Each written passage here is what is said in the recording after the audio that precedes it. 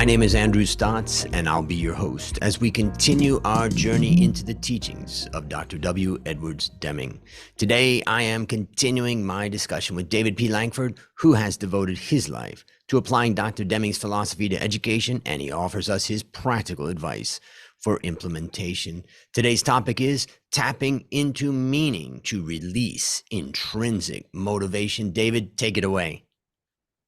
Thank you, Andrew, and good to be back. So we have been on this journey of 5 elements of intrinsic motivation, and these are the ones that, through my research at least, are the most important elements if you want to see intrinsic motivation emerge. And why are we doing that? Because Dr. Deming was the one that really made it clear that you have to have intrinsic motivation and stop extrinsically motivating people. So that's why we're concentrating on, what are these elements?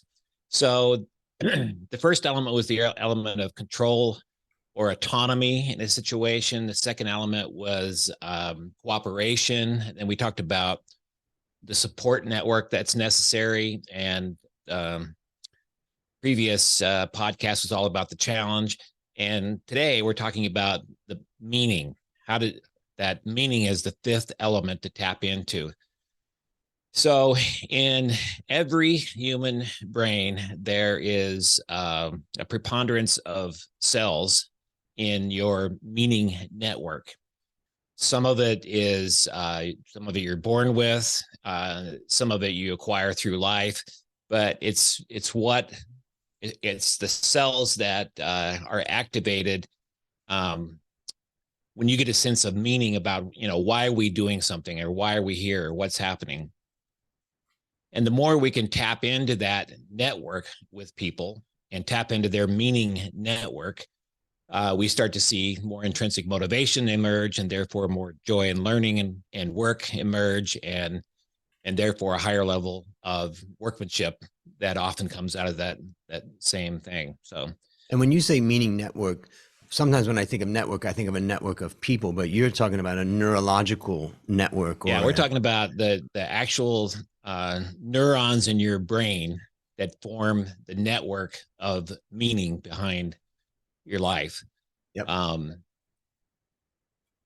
It's sometimes we're just born with a preponderance of cells in certain areas. Like I have 5 children, and one of them was just born with the gift of mathematics, and that's just the way it was. And another one was just born with this gift of music, and another one, on and on. So, and those are just there at birth. I don't think we had anything to do with it until we started to uncover that, oh, wow, this has a lot of meaning for this individual.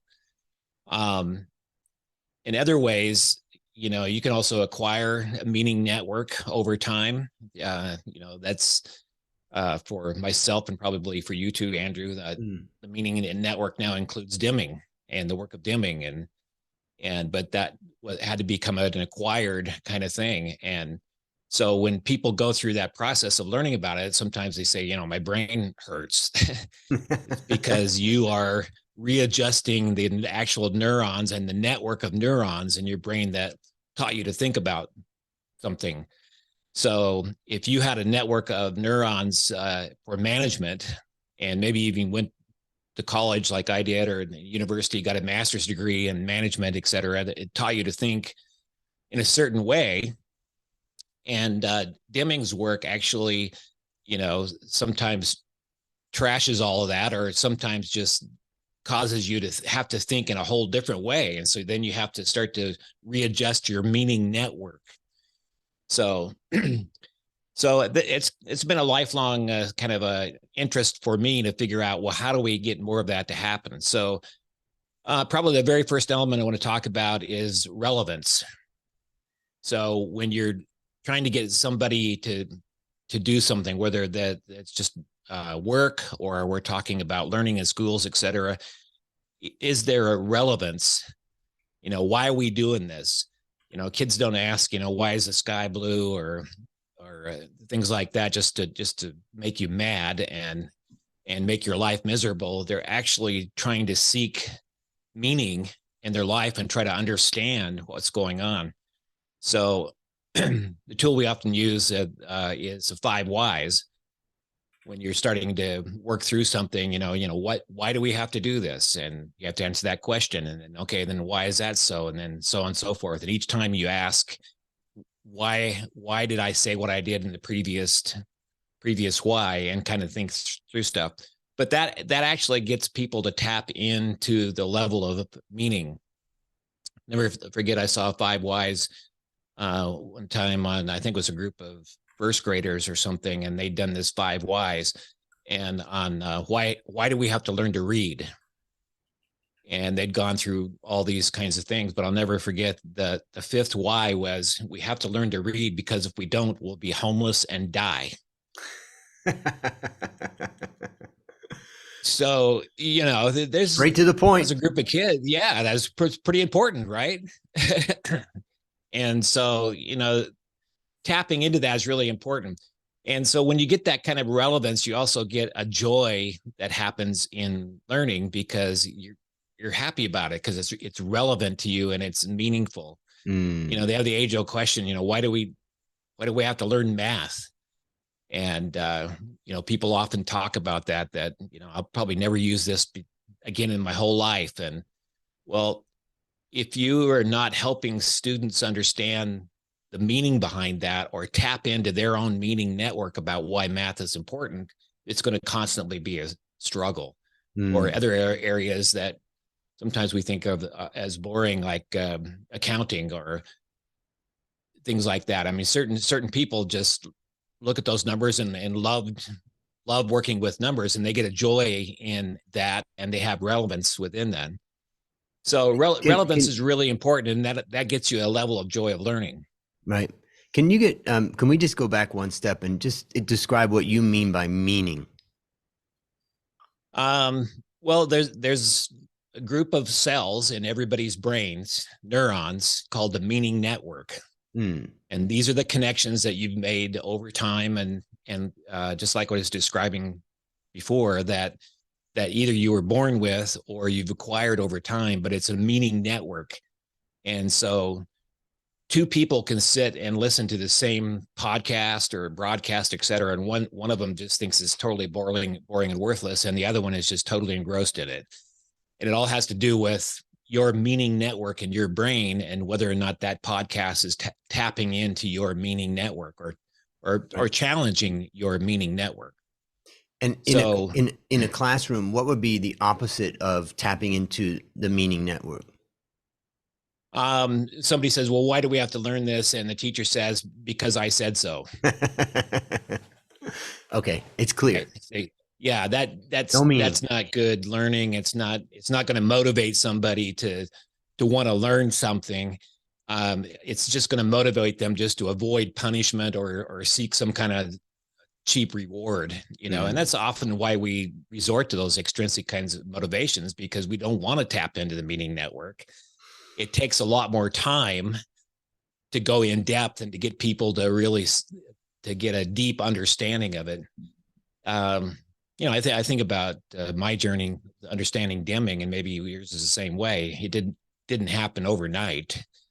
It took actually several years, and I'm still on that journey after 40 years of really trying to understand what he was talking about and why it was important and how it applies in my life, et cetera. So that's tapping into that meaning network. And you said something that sometimes people don't want to tap into their meaning network. Maybe that's an interesting thing to understand. Why is it at times maybe each of us don't want to tap into it, or there's some people that may say, I never want to tap into that? Well, we get caught up into just running things, and making stuff happen without wanting to think about, well, why are we doing this? And when you do that, then you end up just resorting to getting people to do stuff.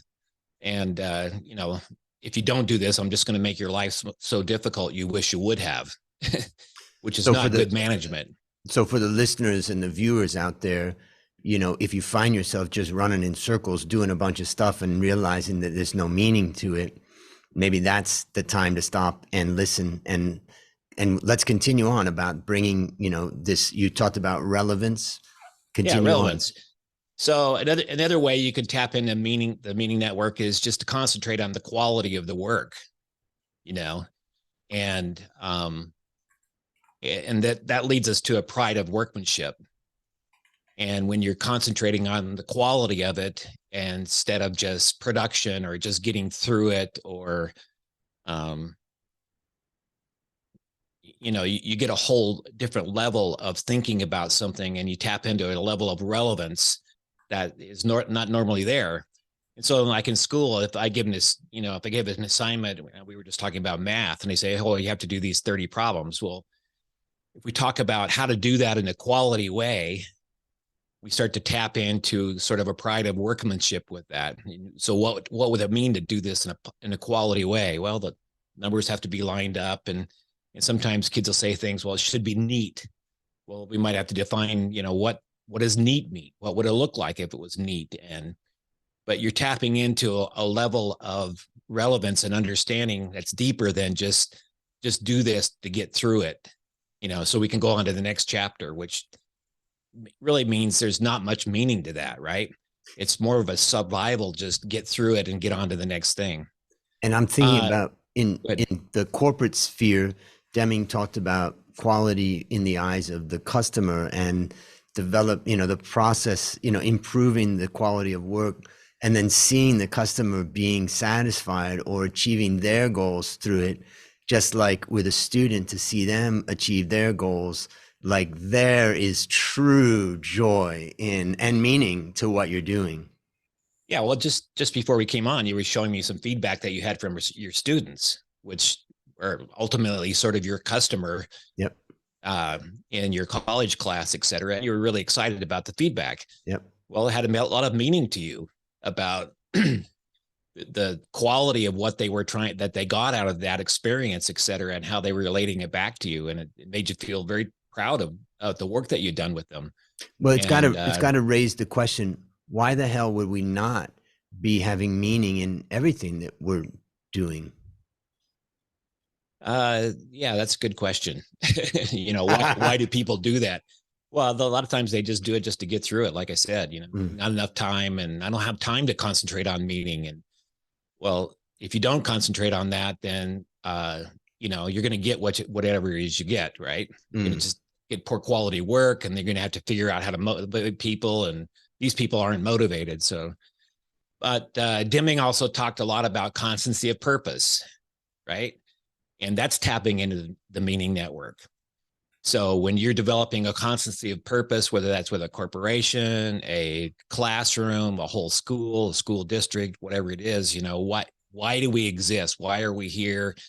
And you're really making that explicit and getting people to align what they do every day to the constancy of purpose.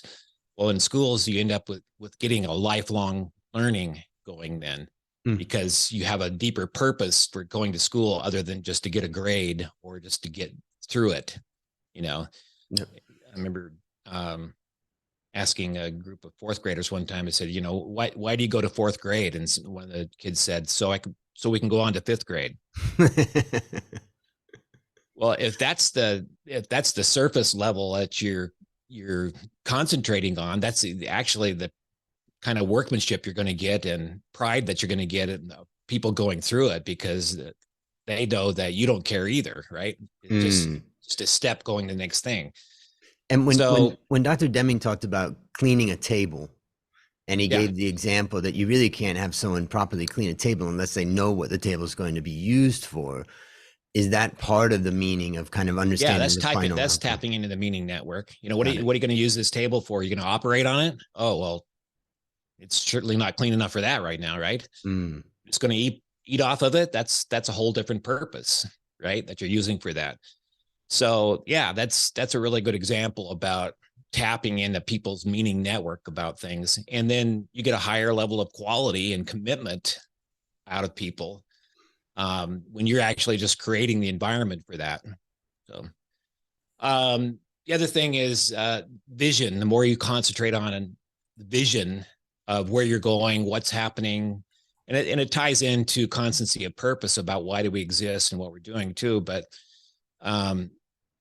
when you have vision, you're tapping into people's the prefrontal lobe in their minds about looking towards the future. You know, what are we trying to accomplish? Where are we going with this? And we may not be there today, but this is where we're headed. This is what we're tapping into. So there's a number of ways that come out of a lot of different research about what makes a good vision. Number one, it's usually always leader initiated. So doesn't necessarily mean that the person with the formal position is initiating it, but you can be a leader and not necessarily have a formal position, right? You're seen as somebody who's very knowledgeable about a situation, and therefore you start to become a leader within that. And that the good vision is leader initiated concept is kind of contrary to some people that think about, oh, well, I want empowerment, I want my employees involved and all of that. And when I heard Dr. Deming talk about, that this is the responsibility of the leaders, I realized that, yeah, my leaders in my company were just kind of dumping it down on me. Well, what will you tell us? Yeah. And that's really an escape mechanism, because then if it doesn't work, it's your fault instead of our fault. Yep. Where if it's leader initiated and we work together to constantly revise and revisit the vision, and it's sort of a living document is what I call it, that it's constantly, it's not the kind of thing where you go in a room and you come up with a vision statement and then you put it under glass on the hallway and then you don't visit it again until you get a new leader again. That's not what we're talking about. We're talking about something that's lived on a daily basis, about the vision of what it is we're trying to accomplish. And in that it's also has to be shared and supported, right? And one of the ways you get it shared and supported is involving people in the making of a vision, rather than having a board meeting and coming up with a vision and then trying to disseminate that to everybody. Right. So it has to be comprehensive and detailed, a vision. So it has to have enough detail so that everybody in the organization or everybody in a classroom can see how their part relates to that vision of what it is we're trying to accomplish. And, finally, it has to be positive and inspiring, that, I really want to do this. Because it's really inspiring. It's not simple, but, and John F. Kennedy said, we're going to put a man on the moon by 1969 by the end of the decade. Well, that was very positive and inspiring. Did anybody know how to do that? No, not really. And we were really behind in making that happen, but it was leader initiated. He initiated it, and this is what we're going to have. And it became shared and supportive, and it became very comprehensive and detailed about how we're going to make it happen. And sure enough, the country made it happen. So that's kind of a good example of what vision can do for you. So there's relevance, there's vision. Yeah, relevance, and then the quality of what it is you do. Right. And then purpose and vision. Right. And the last element that I'd like to share is way that you can tap into the meaning network is to leave a legacy, where the work means more than just the immediate result, or you're trying to improve society, or you're thinking about passing the torch to the next generation. This leaving of this legacy, I think is really important. When I started to tap into this with the high school where I first started and was working with Deming, some interesting things happened. The English teacher tapped into this, and she would take kids over to the Pioneer home, where it had all the elderly people there that were in the state of Alaska at the time of statehood. And so every year she'd take kids over and they would meet with these elderly people, and the people would tell stories about all the way back to 1900 and 1920 and what life was like in Alaska. And then it was their job to write up these stories. They put all these stories into a book and then bind the book for that year. So that's kind of an example of leaving a legacy. That's much different than, because those kids could look back at that legacy for the rest of their lives, right? That I was a part of that. I helped document something that was going on. Or the science class had a project where every year they would take 1 square kilometer of the ocean floor, and then kids would work to get scuba diving skills. And at the end of each year, then they would go down and they would clean up that one section of the ocean floor. And then other kids would be on the surface and, take the junk to the dump and everything and pass it on. But, that's leaving a legacy that we did this and cleaned this up, and that's passing it on to the next generation. So if you think about, it can be so simple as, a 4th grade class passing on a legacy to a 3rd grade class that's coming up, and meeting with them and talking about what you do in 4th grade and being excited about that and having a vision about how great it's going to be in 4th grade and what you're going to do. So never forget my oldest son, when he was going into 1st grade, and we were talking all summer long about, I may have shared this story, I don't know, but we were talking all summer long that, 1st grade is going to be so great. You're going to learn to read and you're going to be so excited, et cetera. And so we picked him up after the first day of school thinking he's going to be all excited about stuff. They said, how was 1st grade, and he burst into tears. And we said, what's going on? Is, did you get in trouble or something happened at school or whatever? And he just shook his head and he said, I didn't learn to read.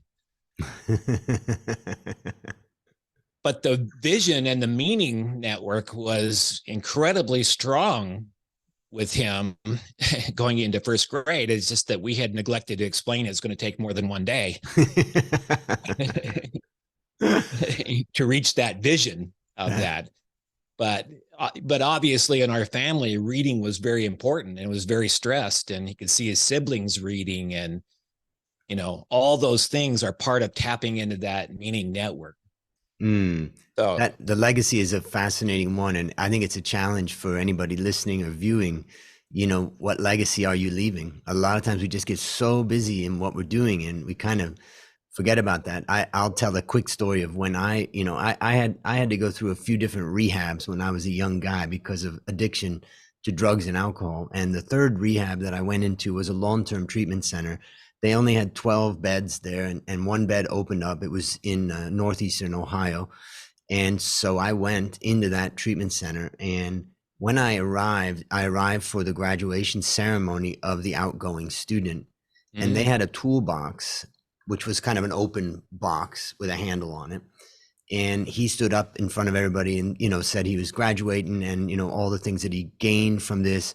And then he emptied out his toolbox and he handed it to me. And he said, here's your empty toolbox. Good luck at filling it with the symbols of the intangible tools and physical tools that you develop over the next 7 months. And then when I graduated, I took my tools out of the box and I gave that empty box to the next person. And it's just like, example. It's connection with the future. And obviously that tapped into your meaning network because you remembered it. Here we are, so 40 years later. If you want to know, what kind of experiences tap into the meaning network, well, it's usually the ones that you remember, right? Because the other experiences, your brain just quickly gets rid of the connections because it has no meaning. So I want to wrap up and also review the 5 points or the 5 elements that you've brought up. Maybe you can just run through them briefly if we're at the end of talking about meaning. Yeah. So, these aren't the only factors for intrinsic motivation, but they're the ones that have never failed me over the last 40 years, whether I'm working with U.S. military or colleges and universities or a kindergarten class or a corporation. I always go back to these 5, and usually you'll find some fault there, that people don't feel like they're supported, or there isn't a high level of cooperation, or they don't feel like they have the autonomy to be able to make decisions in an organization. And or there's a lack of challenge. The work is not challenging, Mm. or there's a lack of meaning that the organization or whether that's a classroom, the school, a company, or whatever, is not really tapping into that meaning network and really emphasizing purpose and vision and what it is we're trying to accomplish here, and how are we leaving a legacy and passing that on. So it's the interaction of those 5 factors that's the key. Right. And so maybe I'll summarize. I'm going to attempt to summarize what I think was a pretty substantial discussion today. The first thing that I got from it was, why are we even talking about intrinsic motivation? As you said, Dr. Deming said, stop doing all this extrinsic motivation and start focusing on intrinsic motivation. And basically, we talked about this final point, meaning, which triggers the meaning network, which is the thing that we tap into.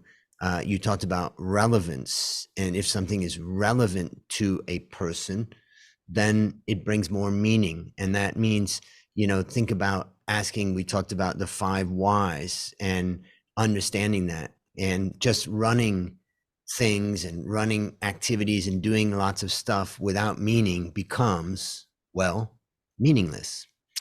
We also, right. we talked about quality and the focus on quality, and seeing the outcome too of that great focus on quality and the joy and work that brings. We talked about purpose and vision, and about constancy of purpose, and that brings meaning, as opposed to constantly shifting directions.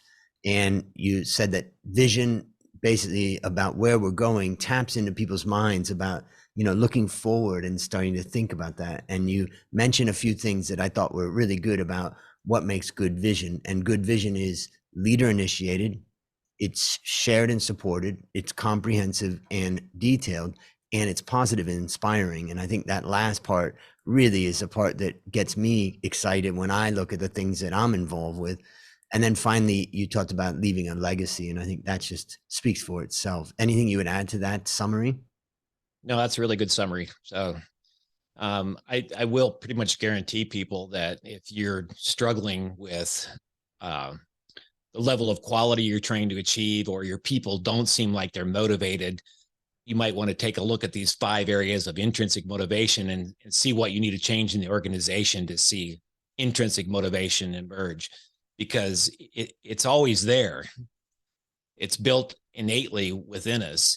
And if we're not intrinsically motivated, you don't learn to eat, you don't learn to talk, you don't learn to survive in the world before you ever get to work or school, So it's there in individuals. You just have to find ways of managing to uncover it.